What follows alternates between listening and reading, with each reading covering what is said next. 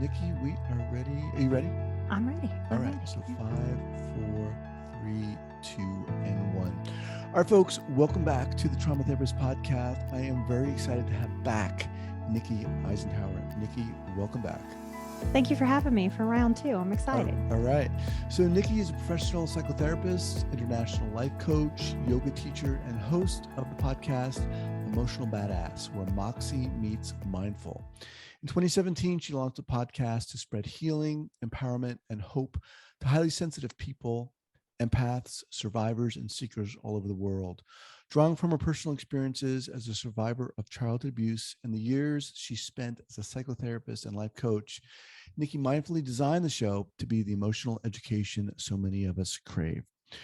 All right, Nikki. So I wanted you back because, I mean, your whole story is very interesting, but I think one of the things that really got to me when we were talking was your acknowledgement and focus of the importance of basically being real and connecting, as a therapist and to clients and so forth. And I remember you said at one point you were talking about that.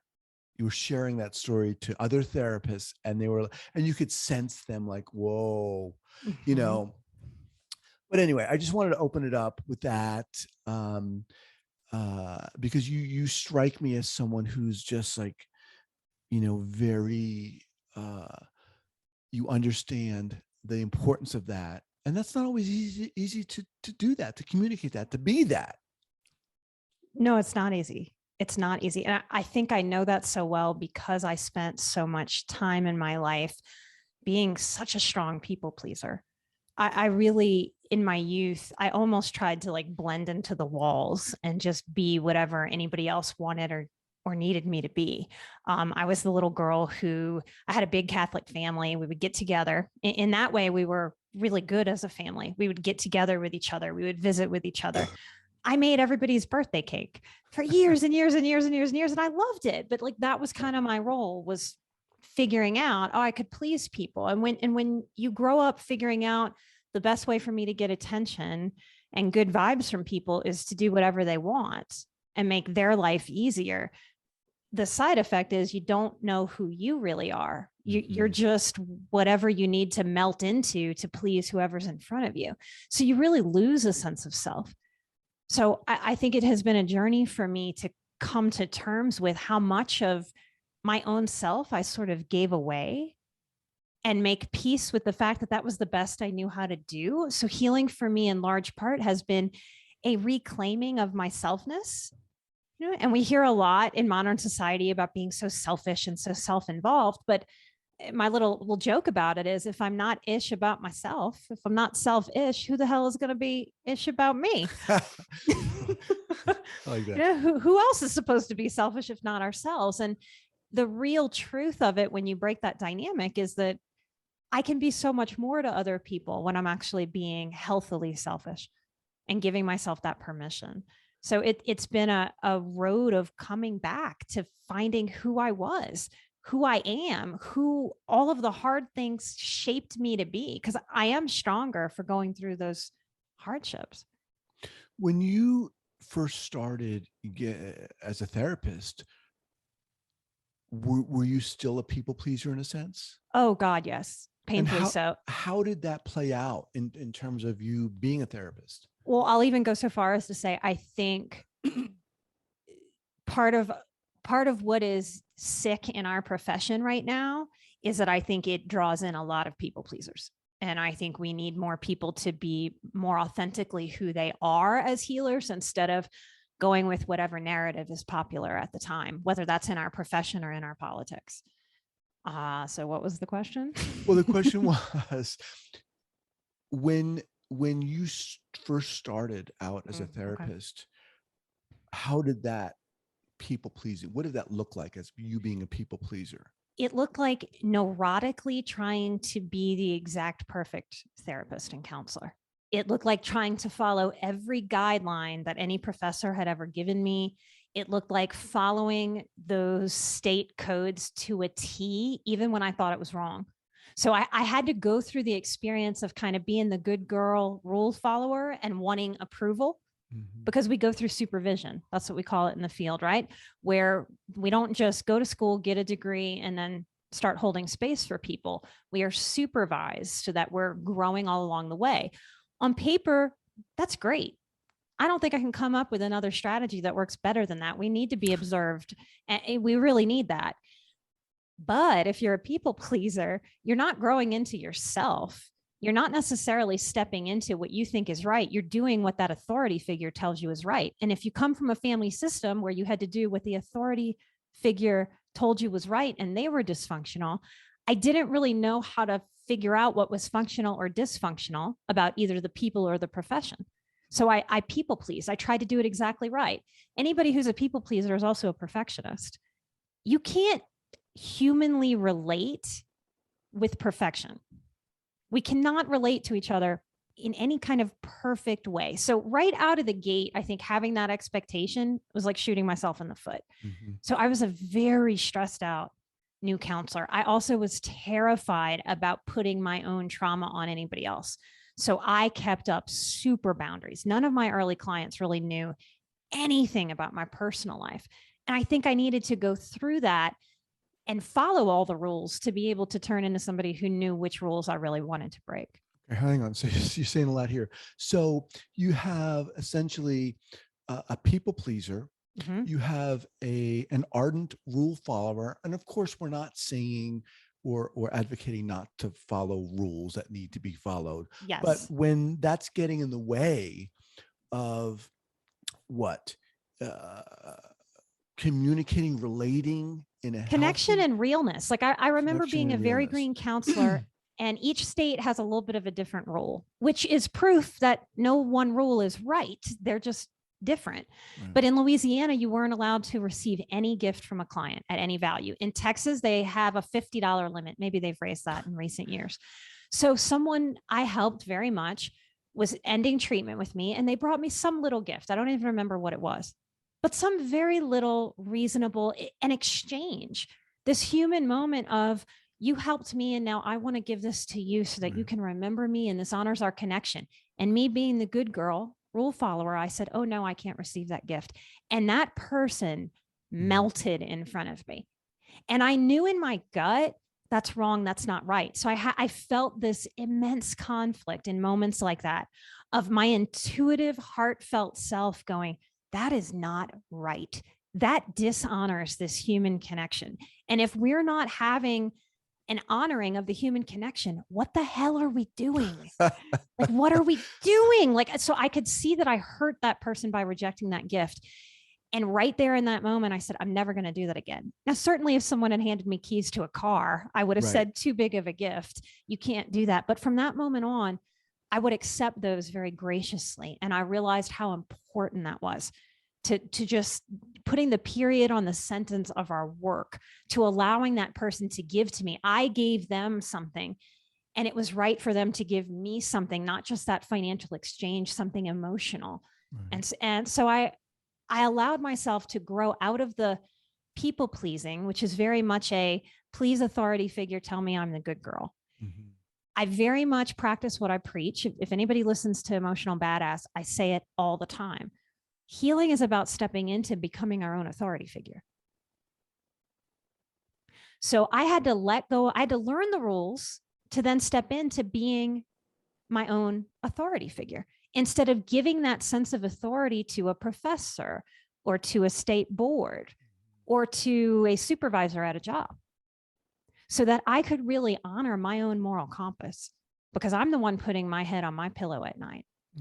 So that really encouraged me to help me get more real as a human being, separate from my work and in my work with people. How did you, that was a really good example. And I realize things don't just turn on a dime. You don't automatically have one experience and then things change. Oftentimes that doesn't happen. But how did you start to gain trust in and confidence and love who you are as a person, enough so that were more real in your interactions, in your therapy interactions? I don't think I could have done it on my own. It was in part the people around me who saw me better than I knew how to see myself. I had mentors and teachers all of my life, teachers all throughout my development. I mean, from kindergarten on up through college, who absolutely took a special interest in me all along. I think when I was younger, they could sense that something was not right in my family, and teachers very much mothered me. They hugged me. They would just say things to me that seemed to tell me that they saw me. One said, not all of us have really soft, kind mothers, and just stuff like that it was like, okay, somebody sees me. Mm-hmm. So as I went through college, I went through graduate school, certain things happened and certain professors lifted me up. Like I had always felt like the dum-dum in math class, always, just because I think I was too stressed out for my brain to be able to do math. When I finally got into college, I hit a math class and I was acing the tests. To the point of me going to the teacher and saying, I promise I'm not cheating. And she's like, I know you're not cheating. And I'm like, no, really, I need to tell you that I'm not cheating because I can't believe I'm not cheating because I've been the math dum-dum. And she's like, you're going to have to face the fact that you're not the math dum-dum, that you're actually really good at math. And I had never, ever allowed myself to think that I could be good at that. It was just a period kind of end of conclusion that I was bad at that. And it wasn't true. So I started to allow people who saw me, because people reflect back at us, right? And I started having to face the fact that the strong people that were the most real to me would go out on a limb and say something real to me. And I started realizing that was more impactful. Like what? Real like what? Like I had a college supervisor, his name was Gus, and he looked like Santa Claus. He even had a cane. And there was another professor who just had a beef with me, who just didn't want to sign off on a class that I needed to graduate. And he fought for me. And I had to really sit with the fact that if he fought for me, there was something valuable about me. And he had to sit me down and say, there are people that are going to be scared of you because you're very intimidating, because you're good at what you do. And I was so green at the time that was really hard to take in. I thought, intimidating. I don't feel confident at all. How the hell can I be intimidating? This isn't real. So the third or fourth person that tells you that, you kind of can't deny it. It's like, all these people can't be a liar. So I had people really step in for me and basically make me see myself. They wouldn't settle for anything else. And I think in counseling and therapy, we give so much power directly and indirectly, as if one person can heal themselves completely just by coming and talking. And we certainly can do a lot. And it's certainly our responsibility, but we are reflected in the people that are around us. So part of what saved me was that I didn't stay in the same reflection ponds. In my family of origin, all that was reflected back at me was dysfunction. In other circles, my values started to be reflected back at me. People would just compliment me. Oh, Nikki, you're really good at that. Am I? I never thought of myself as good at that. So I'd have to take in evidence that started proving to me over time that I was good at it. Concurrent with all of this, were you in therapy? I have almost always been in therapy, almost always, from being a little girl with night terrors. It was one thing. People tend to not understand this about really dysfunctional families. Sometimes you go to therapy the whole time in a dysfunctional family. My mom would always have a therapist. I have this saying that narcissists don't pay for therapy, they pay for an audience. So my mom would pay for an audience. And then when that audience had a confrontation for her, like, hey, maybe part of this is you, she'd fire that person and go find another audience. So she always stuck me in therapy because I had night terrors. I was depressed. I was anxious. I had problems. It wasn't because of her. There was a dissonance there, but she wanted to look like a good mother. And she decided somewhere along the way that a good mother puts her kid in therapy. So that's a good story to tell other people. Oh yeah, I put Nikki in therapy. She wouldn't do what the therapist said. She wouldn't meet me halfway. So I've been in therapy since being an elementary school student, very, very young, all the way through. That's so interesting that, I mean, unfortunate that you've had those particular mentors and people who saw you. And it's also fortunate that you were able to hear them, because a lot of times we don't maybe see the people who are we're reflecting. We don't hear them. We don't even believe them. I think that's the tragedy of trauma. It really is. I said this the last time we talked. It really isn't those moments of abuse the way that it seems like. If somebody's being beaten, that would be the worst moment. If someone's being sexually violated, that would be the worst moment. It's in all the days of our lives. It's in the summation of, did anybody really see me? And how crazy it feels, truly crazy, if nobody really sees our real self, our value, and reflects that back at us. Right. Yeah. And it's, oftentimes for a client walking into the therapist's room, of course, that takes so much courage in and of itself. But being there and maybe hearing the therapist say, you're not crazy, you are valuable. And, a lot of times clients are like, really? No, I don't believe that. That's what we're unraveling, I think, when we're good at this job. Increasingly, I am seeing people, and I'm mad at our profession. I am straight up mad at our profession. I am increasingly seeing people who have been deeply medicated since 5 and 8 years old, all of their lives. How the hell are they supposed to know themselves? So increasingly, what I'm saying to people is, what if you're not as sick? You're not as broken as you've always been told you were since you were a child. What a story to grow up with, that you are fundamentally, something is wrong with you, that you need to be medicated from being a very small child. I fundamentally disagree. I think we have fought to have less stigma around seeking help and allow around medication. And now we've gone way too far to over medicate like a large part of the population. So I watch it daily with clients. I go, what if you're not as sick? What if you're not as crazy? What if you're not as broken? And that's such a powerful idea to go, what if? What if I'm more okay than I've ever let myself believe? What if the outside world is crazier than anything that's going on inside of my head? And I think those are the times that we're living through. Yeah. We're talking a lot about kind of believing in ourselves, honoring ourselves, trusting ourselves. Why is this so hard? Why is it so challenging for a lot of us? Of course, there are people out there who, this doesn't present a problem at all, but for many of us, it does. I think our American culture, probably since World War II, has increasingly become more empty and empty and empty and empty. We are a culture of stuff. We are a culture of spending money, of consumption. We're not a culture of connection and rootedness. We don't celebrate our strength. Right now, today, 2022, the most popular thing is being a victim, not being strong, not overcoming. It's identifying with being the victim. So how are we supposed to really, truly see our strength, our forward motion, our resiliency, if we're focused on how victimized everybody is? So I think we're doing a lot that pushes against people knowing their true selves. Our adolescents are more depressed than ever because they have an empty existence. They're on screens all the time. Their parents work more than ever before in history. So that's more disconnection. It's more not being seen. It's more not being touched. It's more not being held.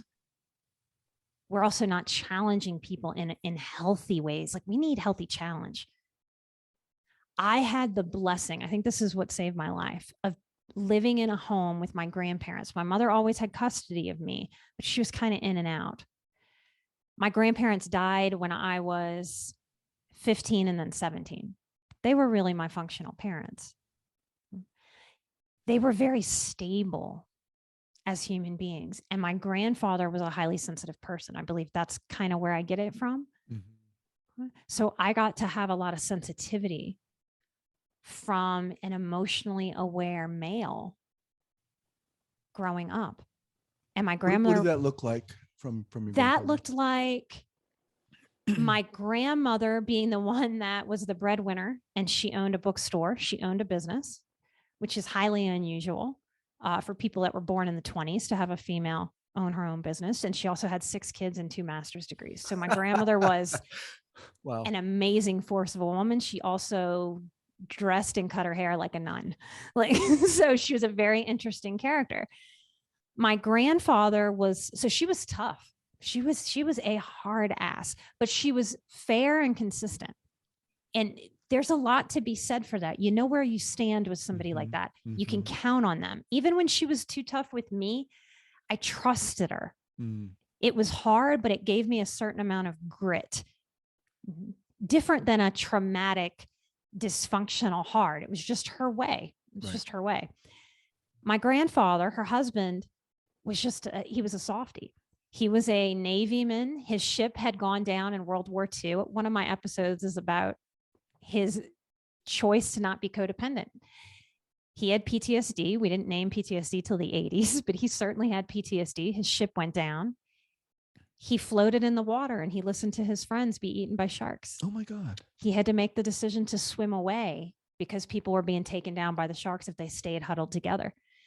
So that for me, like things like that, that my grandfather was strong, but he was sensitive. And I remember learning about codependency so many years later and going, oh my gosh, he made the most non-codependent decision and I wouldn't be here if he hadn't.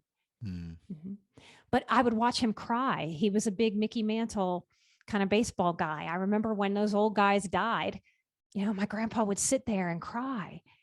You know, he would show me wonder. My grandfather valued wonder, and he brought me up with that. So he would grow strawberries and peanuts and giant sunflowers just to show me. He'd grow cotton and go, look, this grows, come feel it. It's amazing to hear you talk about him and what you noticed about him and how impactful he was in just who he was. Oh, so impactful.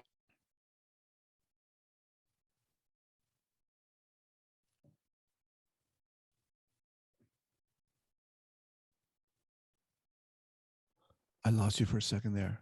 We're not valuing how wondrous.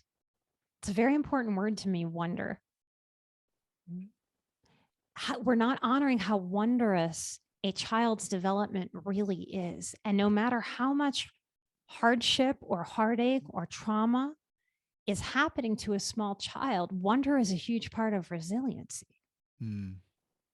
So no matter what was going on in my life, I could look at the smile of a child and feel delighted. There was hope there. I could look at the way that a bug lands on a flower and watch that flower move, and I could see the beauty and the wonder in it because I got to grow up seeing the world through his eye. This was a man who had a beautiful backyard in the city. He dug a pond himself before it was cool to have a pond. He would build bird houses for purple martins, who are very particular birds. They like very specific things, and they won't just go to any old birdhouse. And so he would build these very specific bird houses, and then the squirrels would get them. So he'd go to war with the squirrels. And this is wrong. PETA would have my ass for this. But back in the late 80s, he would live catch the squirrels, and he would spray paint their tails different colors. And he would start by taking them 1 mile away to get and then all of a sudden he'd be drinking a cup of coffee at the window and he'd go, son of a bitch, there's that squirrel. And then he'd take them 2 miles away, and then they'd come back. And it wasn't until he took them 3 miles away. So he would do his own experiments before the internet, where you could just Google everything. So I got to grow up under that sense of wonder, under that sense of he could have died all those years ago and I wouldn't be here. I thought about that a lot as a little girl. And it made me value these little bitty moments that I could hold on to during the darkest parts of my life, during the deepest of my depressions. And I think that's part of what children and adolescents are maybe missing out with so much screen time and so much internet. Like, I don't know if you've noticed, but I've noticed this about movies lately. Almost all of the movies that are and TV shows that are being developed are in the 80s or before, because cell phones ruin life. They're boring. They're disconnected. None of us want to watch it on screen. We're watching cinema figure this out. So they're just showing us the time before cell phones. That's why this is being celebrated, in my opinion, because it actually takes us away. If your face is inside of a screen, you don't wonder at how that worm crosses the pavement. Mm-hmm. You don't know how to be so present with your world. And that really has been a big part of shaping me and saving me and growing me into the person that I am. How does this appreciation and almost honoring of wonder and what we're talking about here, how does that play out in the therapist you are? It plays out in a way that I don't want to over focus on what is depressing. I don't want to over focus on the problem. I'm a big time solution focused person, and I'm an experiencer. So often what I'll ask clients to do are very, very like wildly simple things. Wildly. Like I will say, instead of thinking about and writing about everything that depresses you this week, could you just go outside for 5 minutes a day and blow bubbles? Why, Nikki? What is that going to do? There's no good reason to blow bubbles except joy. That's why. And I don't know about you, but are you sick of focusing on what sucks? Yep. I very much believe that quote from Einstein. Let's see if I don't botch it. It's something like you can't solve the problem from the same consciousness that created it. And I think oftentimes in our field, therapists unfortunately do this. They enable the client to just stay in the funk. You just swarm the funk and swarm the funk and swarm the funk and swarm the funk and then go, gosh, why is it funky? Well, how about going somewhere else than in the funk? I often want people doing something with their hands. Okay. Especially young men. You know, we have all of this in the atmosphere right now because we just had another massive shooting. Right. What does everybody want to do? Scream back about guns. Mm-hmm. How about we let go of the male toxicity talk? How about we lift little boys up? How about we tell people what's wonderful about masculinity? Mm-hmm. What's strong and soothing and emotional, like my grandfather? How much love and support and kindness and energy is sent when a safe man opens his arms. As someone who was sexually violated by men in my youth and as a young adult woman, I don't believe I'd be where I am today without safe masculine energy, without strong masculine energy. I love and adore masculine energy, despite the males who have hurt me and despite the females that have hurt me. It's very bothersome to me that we don't talk about toxic femininity, but we talk about toxic masculinity. Mm. So we need to bring things like wonder. I look at all of those male shooters and I think, did anybody bring any wonder into his life? Did anybody ever like brush the side of his face and go, oh, sweet boy, come outside with me. Come get into nature. Let's build something. Let's fix something with our hands. Did anybody ever show that boy how to be purposeful? Did anybody ever tell him what was great about his masculinity? How he could use that for a greater good instead of darkness? So I think wonder is a much underutilized, powerful element to bring in. Yeah, my God. It just really makes me think of how so easy it is for us not to value who we are, not to appreciate who we are, and instead just to ward off and to fight all these forces that are coming at us. Similarly, you're talking about not every therapist, of course, but there seems to be a habit of, having people just reiterate, what is the problem? What is the problem? What is the problem? And conversely, it's oftentimes very challenging for us just as human beings to say, to know what's great about me, what's great about us, what's great about living, where are these things that we can celebrate and honor. It's so true. I think we've, as a society and as a profession, we've just fallen into that trap. our humanness we developed from caveman days to look at what was wrong in an attempt to stay alive, to be safe. But that's a survivorship. That's survival mode. I've had to heal post-traumatic stress in my life. So it is very clear to me that I had to teach myself how to not be in survival mode. And if you're only focusing on everything that's horrible, bad, awful, and sucky, how are you ever supposed to feel like you're thriving, that you're actually really living? Right. And to these younger generations that are growing up in this time of safetyism, well, isn't that the biggest irony? We have more safety than ever before, and yet people feel more unsafe than ever before.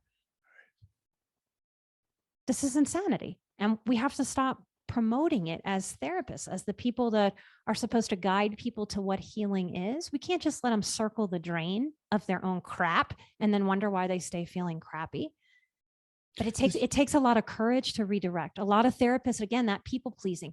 Right. Someone said to me this morning, Nikki, can you soften that? Because I was talking about loving firmness. I said, why do you need it to be softer? Why do you need it to be softer? Sometimes we have to say to that critical voice, stop it. That's enough. I've tried it your way, critical voice. I've paid a lot of attention to this problem. Hasn't shifted it at all. So are we really going to say that the solution is staying with the problem? No. Let's stop. Let's shift. We have to learn the difference between being critical with ourselves and being lovingly firm. This really sounds to me like this is coming from someone, from you, who really has kind of gone to the other side, understands the value of, not being a people pleaser and really valuing who you are and the imperfections and the beauty of being a real person, not having to, follow everything to a T. And as a result, really connecting with that person in front of you. Well, and I'm tough. And I think therapists get confused about the interplay of being kind of soft place to fall, and also a little bit tough. And I'm a believer that people need a little bit of toughness in this world. We can't just lay naked in the street and expect to be A-okay. We need a little tough skin. We need some coverage. I often say this to people. I will let people tell their story. I will let them tell me their problem. But at a point I say, I don't want to listen to you position yourself as the victim, even when you're paying me, because it won't serve you. And frankly, I don't want to listen to it because I know it doesn't go anywhere except digging the hole deeper. So do you want to work with me? Do you want me to help you learn how to process this differently? Because I think you're working with me to learn how to do this differently, right? Will you let me help you learn how to do this differently? Or do you want to show up to me with the same old, wondering why you can't change? It's an interesting thing that people show up going, I need to change. We go, great, let's change some things. Wait, slow down. Actually, I just want to talk about it. At a point, talk is cheap, y'all. Right. At a point, talk is a distraction. At a point, overthinking is a luxury. And you got to tell yourself, stop. What do I need to do right now? And maybe it's you got to go outside and blow bubbles. Awesome, Nikki. You are on fire. You're on fire. Talking with Nikki Eisenhauer. Her podcast is Emotional Badass. What's happening for you in terms of the work you're doing, the podcast, in the next coming months? Well, I am working on an episode about what I love about masculinity. So that's kind of why it came out of me here. I release episodes every single week. What we are promoting, me and my team, is my boundaries course. I teach boundaries in part, like we talked about today, because I am a bit of a rule breaker. And so I help a lot of people and a lot of therapists figure out what rules they want to follow in their life that serve them and which ones they want to break. It's why I think I am a good fit for teaching boundaries. I'm passionate about boundaries because I wouldn't be where I am without them. So many people think a boundary is wagging your finger at somebody else and telling them, this is the line and you better not cross it. I fundamentally disagree with that. And I loathe the amount of people that are out there online talking about boundaries and touting that. Okay. That's a request. Okay. Because what that way of being does to people is they get real brave, they set a line, and then somebody looks them dead in the face and steps right on over it. And then they're left to go, oh shit, what do I do now? I set that boundary and this person crossed it. That's a request. A real boundary to me is about what's inside of your control. And most of the boundaries that we need are not really with other people, it's with ourselves. I have needed emotional boundaries with this inner perfectionist in my head. I've needed to learn how to say, no, stop, enough, and really slam the door and lock it sometimes to that inner perfectionist or that inner hypercritic. Mm-hmm. We need a lot of boundaries with ourselves to learn when to not people please, to learn how to say no.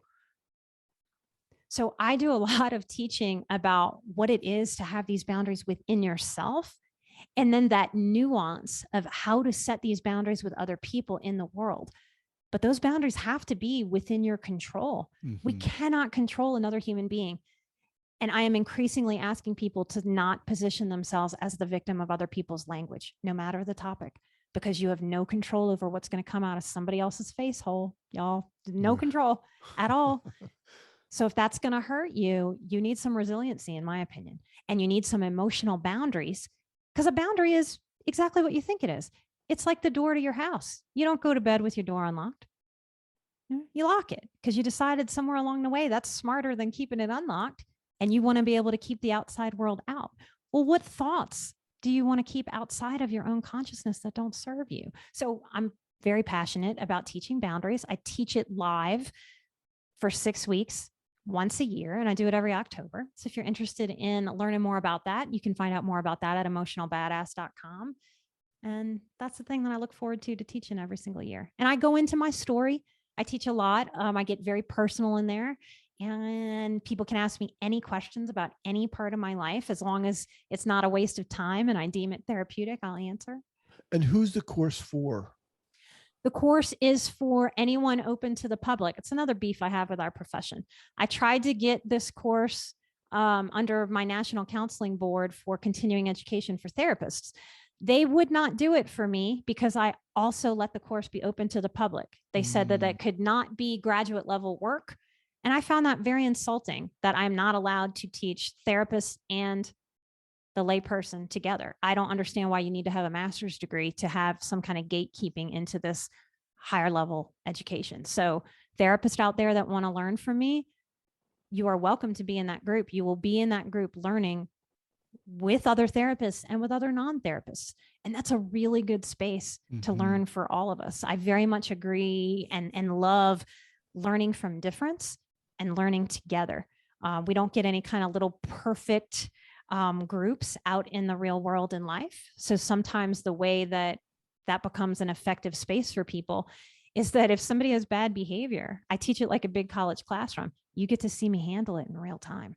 And often behind the scenes, that's what people will tell me. They'll go, oh my gosh, that was better than the stuff you were teaching, because that's what I need to be able to do in real life.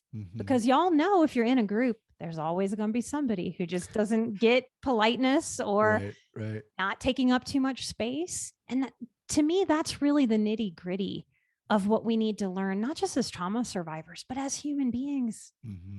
At this point, we have to see each other in action to really learn. That's the nature of how we've always learned. So I'm very much a multi-layered teacher. So therapists out there, if you want to learn from me, it's no dirty secret. Come learn with me. You can look at my software. You can ask me later why I picked that software. You can learn in any way that you need to from me.